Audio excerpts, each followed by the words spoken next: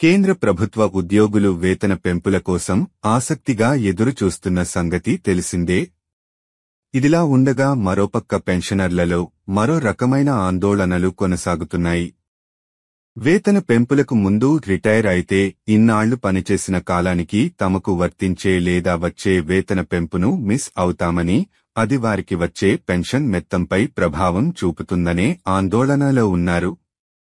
అయితే ఇప్పుడు దీనిపై ఒక శుభవార్త వచ్చింది. తాజాగా department of personnel and training కీలక ప్రకటన చేసింది. దీని ప్రకారం వార్షిక వేతన పెంపు తేదీ జూన్ 30 లేదా డిసెంబర్ 31కి ఒక్కరోజు ముందు ఉద్యోగం నుంచి పదవీ విరమణ పొందుతున్న కేంద్ర ప్రభుత్వం ఉద్యోగులకు సైతం ప్రస్తుతం నోషనల్ ఇంక్రిమెంట్ ఇవ్వబడుతుందని స్పష్టం చేసింది.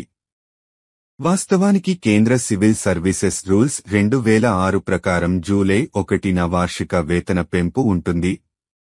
అయితే తర్వాత 2016లో వేతన పెంపులకు 2 తేదీలను అనుమతిస్తూ జనవరి 1, జూలై 1ని ప్రతిపాదించటం జరిగింది. అందువల్ల జూన్ 30న లేదా డిసెంబర్ 31న రిటైర్మెంట్ పొందే కేంద్ర ప్రభుత్వ ఉద్యోగులు సైతం వేతన పెంపుల ప్రయోజనం నుంచి మినహాయింపబడరని వెల్లడైంది. మద్రాస్ హైకోర్టు 2017లో ఒక కేసులో ఇచ్చిన తీర్పు తర్వాత ఈ అంశం ప్రాచుర్యం పొందింది. తొలినాళ్లలో department of personnel and training కేవలం కోర్టు ఉత్తర్వుల పొందిన కేసుల్లో మాత్రమే నోషనల్ పెంపును అందించేది. ఆ తర్వాత ఇలాంటి కేసులు అనేక కోర్టుల్లో ఫైల్ కావటంతో ఇలాంటి కేసులన్నింటికీ కొన్ని షరతుల మేరకు వారు పనిచేసిన పూర్తి సంవత్సరం మంచి పనితీరు కలిగి ఉన్న రిటైర్డ్ ఉద్యోగులందరికీ వర్తింపజేశారు.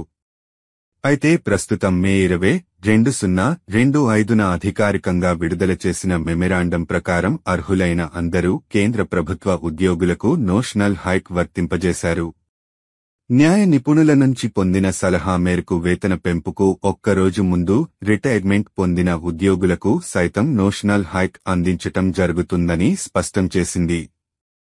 ఇది రిటైర్ అయిన వ్యక్తులు పొందే పెన్షన్ మొత్తంపై ప్రభావం చూపటం వల్లనే అందరి దృష్టిని ఆకర్షించింది. రాష్ట్రంలోని చాలా ప్రాంతాల్లో కొత్త రేషన్ కార్డు అప్లై చేసుకునేవారికి పెళ్లి కార్డు అడగటం అధికారులు ఆయన దృష్టికి తీసుకొచ్చారు. ఆయన ఈ విషయంపై క్లారిటీ ఇచ్చారు. రేషన్ కార్డులో పేర్లు చేర్చేందుకు పెళ్లి కార్డు అవసరం లేదని ఈ మేరకు మంత్రి నాదెండ్ల మనోహర్ స్పష్టం చేశారు. అయితే భార్యాభర్తలు విడిపోయి 7 ఏళ్లు దాటినట్లయితే సింగిల్ మెంబర్ కార్డులు జారీ చేస్తామని తెలిపారు. లబ్ధిదారులను దృష్టిలో పెట్టుకుని కొత్త రేషన్ కార్డు కోసం అప్లై చేసుకునే వారి కోసం గడువును పెంచే యోచనలో ఉన్నట్లు మంత్రి నాదెండ్ల మనోహర్ తెలిపారు. రాష్ట్ర వ్యాప్తంగా గ్రామ సచివాలయాలు, రిజిస్ట్రేషన్ కార్యాలయాల ముందు జనాలు క్యూ కట్టారు. ఆఫీసుల చుట్టూ పడిగాపులు కాస్తున్నారు. అయితే కొత్త రేషన్ కార్డుకు వివాహ రిజిస్ట్రేషన్ ధృవీకరణ తప్పనిసరి చేయడంతో పాటు గిరిజనుల్లో 80% మంది వివాహితులకు ఎలాంటి రిజిస్ట్రేషన్ ధృవీకరణ జరగలేదు.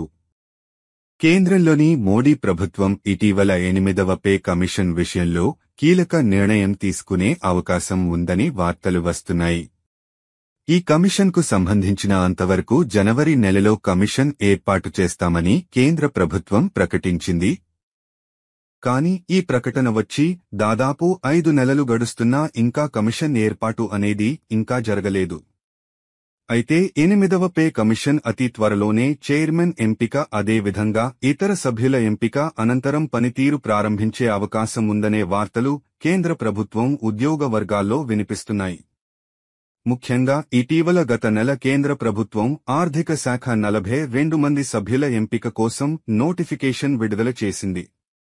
ఇందులో 8వ పే కమిషన్ చైర్మన్, అదేవిధంగా ఇతర సభ్యుల ఎంపిక జరిగే అవకాశం ఉందని వార్తలు వస్తున్నాయి. ఒకవేళ ఇదే జరిగినట్లయితే అతి త్వరలోనే 8వ పే కమిషన్ చైర్మన్, 2 సభ్యులు అలాగే ఇతర కన్సల్టెంట్లను కూడా నియమించే అవకాశం కనిపిస్తోంది. మోడీ ప్రభుత్వం త్వరలోనే 8వ పే కమిషన్ ఏర్పాటు చేస్తుందని అంచనా వేసేందుకు ఇది ఒక సూచనగా పేర్కొంటున్నారు. మరోవైపు ఉద్యోగులు కూడా ఈ సంవత్సరం తమకు పే కమిషన్ ఫిట్మెంట్ ఫ్యాక్టర్ 7వ పే కమిషన్ సిఫార్సు కన్నా ఎక్కువగా ఉంచాలని డిమాండ్ చేస్తున్నారు. 2.86 ఫిట్మెంట్ ఫ్యాక్టర్ ఉంచాలని డిమాండ్ వినిపిస్తోంది. అయితే ఒకవేళ ఇటువంటి ఫ్యాక్టర్ ఉద్యోగులు డిమాండ్ చేసినట్లు 2.86గా ఉంచినట్లయితే కనీస వేతనం 18,000 రూపాయల నుంచి 50,000 రూపాయలపై వరకు వెళ్లే అవకాశం ఉందని నిపుణులు అంచనా వేస్తున్నారు. గమనిక 8వ పే కమిషన్ విషయంలో కేంద్ర ప్రభుత్వం గెజిట్ నోటిఫికేషన్ మాత్రమే ప్రామాణికంగా తీసుకోవాలి.